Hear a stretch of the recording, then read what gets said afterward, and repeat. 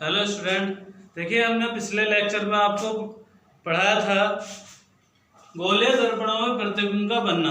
ठीक है, उसमें हम आपको बता रहे थे कि अवतल दर्पण द्वारा प्रतिबिंब जो बनते हैं वो किस तरह से बनते हैं, कैसे बनते हैं। ठीक है, तो उसमें हमने आपको 3 हेडिंग पहले ही करा दी हैं।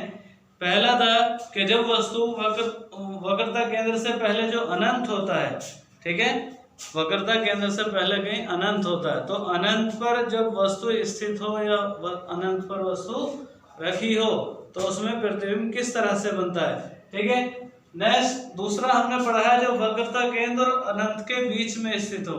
ठीक है, और तीसरा आपको कराया था कि जब वस्तु वक्रता केंद्र पर स्थित हो तो आपको अलग अलग स्थिति में वस्तु को रखने पर अलग अलग प्रकार से अलग अलग साइज में और अलग अलग स्थानों पर प्रतिबिंब दिखाई दिए थे।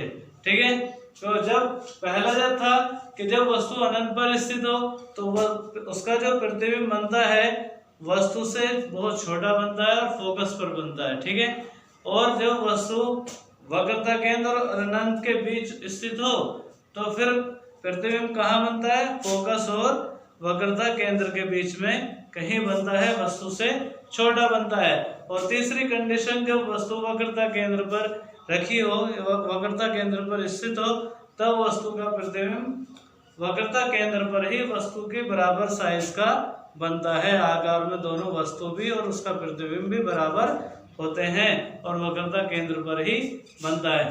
ठीक है, अब चौथी कंडीशन आती है कि जब वस्तु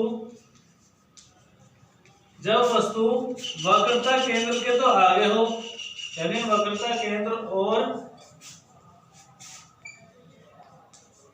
फोकस के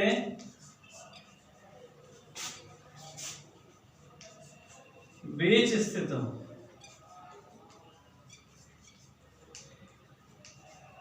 ठीक है, नेक्स्ट कंडीशन आती है कि जब वस्तु वक्रता केंद्र और फोकस के बीच स्थित हो तो तब कैसे बनता है। देखिए, ये हमारा अवतल दर्पण है और ये इसका ध्रुव होता है, ये मुख्य अक्ष होती है।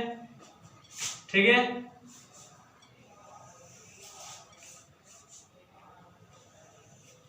ये हमारी मुख्य अक्ष होती है। अब इस मुख्य अक्ष पर फोकस होता है और इस पर वक्रता केंद्र C होता है। तो देखिए वस्तु को हमें कहाँ रखना है, वक्रता केंद्र और फोकस के बीच में हम वस्तु को रखते हैं। ठीक है, अब वस्तु AB जो है हमारी इस मुख्य अक्ष के समांतर जो प्रकाश किरण जाती है वो इस अवतल दर्पण से परावर्तन के बाद कहां से जाती है, फोकस से होकर जाती है। ये हमने आपको रूल पहले लिखा दिए थे कि जो मुख्य अक्ष के समांतर प्रकाश किरण जाती है वो हमेशा फोकस से ही होकर जाएगी परावर्तन के बाद में। ठीक है, दूसरी कंडीशन हमारी ये है कि जब ये दूसरे हम कहां से गुजारेंगे, फोकस से। देखिए फोकस से हम इसलिए गुजारते हैं क्योंकि इस कंडीशन में ये हमारा जो वक्रता केंद्र है ना तो हम इसके सीध में प्रकाश किरण भेज सकते हैं क्योंकि बहुत ऊपर जाएगी, और ना ही हम इससे गुजार सकते हैं। अगर इससे पीछे की तरफ गुजारेंगे तो दर्पण तो इस साइड रखा है, तो इसलिए हम दूसरे प्रकाश किरण कहां से भेजेंगे, फोकस से भेजेंगे। तो ये ज्यादा आसान रहेगा आपको। तो इसमें क्या होता है, जब ये प्रकाश किरण इस तरह आगे जाती है और ये यहाँ से परावर्तित होती है तो ये कहीं ऐसे मिलती है यहाँ पर। ठीक है, तो आपको मैंने लिखाया था कि जो प्रकाश किरण फोकस से होकर जाती है वो हमेशा इसके मुख्य अक्ष के समांतर हो जाती है।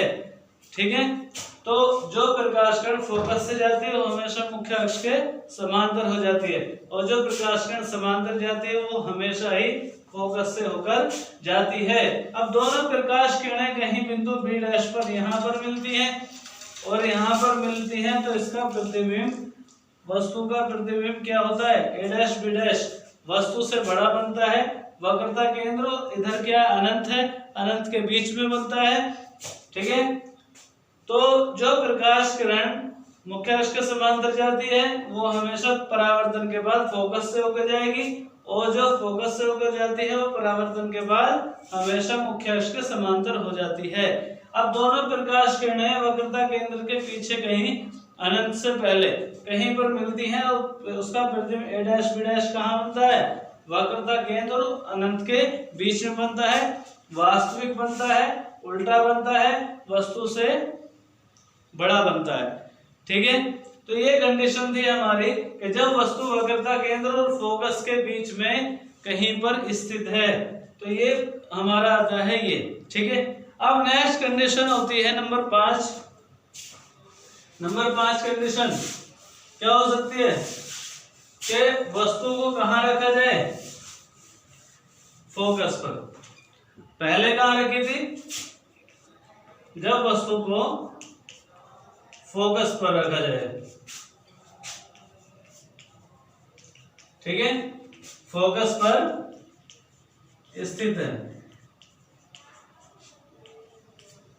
जब देखिए, अब अगर हम वस्तु को कहाँ रखें? फोकस पर रखें। ठीक है, अब ये हमारी कंडीशन आती है कि जब वस्तु को हम फोकस पर रखते हैं, ये हमारा फोकस हो गया, ये हो गया वक्रता केंद्र C, और वस्तु को कहाँ रखें हम? फोकस पर। क्या है वस्तु? AB है। ठीक है, वस्तु हमारी AB है, कहाँ रखें इसको हम? फोकस पर रखें। तो देखिए, एक प्रकाश किरण हमेशा ही ध्यान रखना मुख्य अक्ष के समांतर हम प्रकाश किरण जरूर लेते हैं। ठीक है, जो प्रकाश किरण मुख्य अक्ष के समांतर होती है वो हमेशा ही फोकस से होकर जाती है। ठीक है, ये कंडीशन है। दूसरी, अब देखें, अगर हम इसकी सीध नापें तो ये प्रकाश किरण इसकी सीध वक्रता केंद्र की सीध में ऐसे जाती है और जब वापस लौटती है परावर्तन के बाद, तो ये हमेशा कहां से होकर जाएगी? वक्रता केंद्र C से होकर जाएगी, उसी मार्ग पर वापस लौट जाती है। तो दूसरी कंडीशन हमारी ये होती है। तो मुख्य अक्ष के समांतर जाने वाली प्रकाश किरण हमेशा फोकस से होकर जाती है, और वक्रता केंद्र की सीध में जो दर्पण पर आपतित प्रकाश किरण होती है हमेशा उसी मार्ग पर वापस लौट जाती है। और जब ये लौट जाती है तो इस कंडीशन में अगर आप देखें तो ये कहीं आगे जाकर मिलेंगी। दोनों प्रकाश किरणों के बीच की दूरी घटती जा रही है, तो ये कहाँ? अनंत पर कहीं पे जाके एक दूसरे से मिल जाएंगी। तो इसलिए वस्तु AB का, देखिए, अगर मान लीजिए आप इसको ऐसे बढ़ाएं और ये कहीं आगे ऐसे बढ़ाते जाएं, तो ये ऐसे बढ़ते जाएंगे, ऐसे बढ़ते जाएंगे, और कहीं बहुत दूरी पे पता नहीं कहाँ जाके मिलेंगी, तो ये कहीं मिलेंगी। तो इसका बहुत बड़ा प्रतिबिंब वस्तु से, बहुत बड़ा प्रतिबिंब, वस्तु इतनी सी है और प्रतिबिंब बहुत बड़ा बन रहा है, तो ये A डैश B डैश, तो कहीं अनंत पर बिंदु B डैश पर मिलेंगी। तो ये कंडीशन होती है इस तरह से कि कहीं अनंत पर बिंदु B डैश पर मिलती हैं। तो इस कंडीशन में हमारा प्रतिबिंब कहाँ बनता है? अनंत पर बनता है, वस्तु से बहुत बड़ा बनता है, उल्टा बनता है और वास्तविक बनता है। ठीक है, तो ये कंडीशन होती है हमारी, इसलिए हम इसको डिनोट करते हैं सिर्फ इतना ही। तो ये प्रकाश किरणें कहीं अनंत पर जाकर मिलती हैं, और दोनों प्रकाश किरणें जहां मिलेंगी वहीं उसका प्रतिबिंब कैसा बनेगा?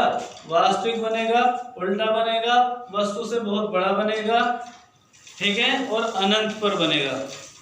पांचवी कंडीशन थी आपकी जब वस्तु फोकस पर स्थित है। तो इस कंडीशन में हमने आपको बताया कि क्या होता है। अब अगर बात करें हम आगे कि जब वस्तु नंबर 6 में कहाँ रखें, देखिए कि जब वस्तु को हम कहाँ रखें,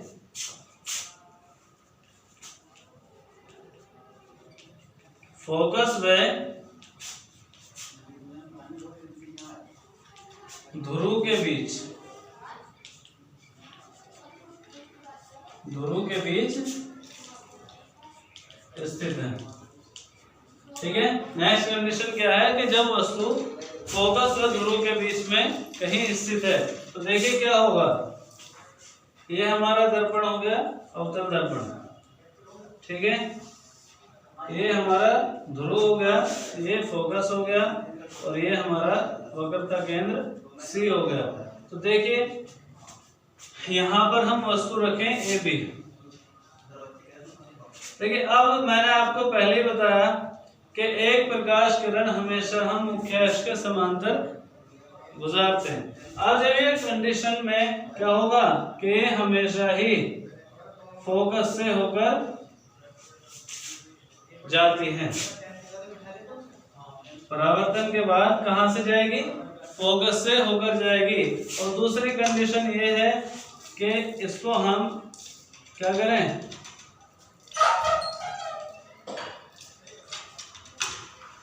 दूसरी कंडीशन में अगर हम देखें दूसरी प्रकाश किरण कहाँ वक्रता केंद्र की सीध में हम आपतित करते हैं, ये ठीक है। दूसरी प्रकाश किरण हम वक्रता केंद्र की सीध में ऐसे भेजेंगे,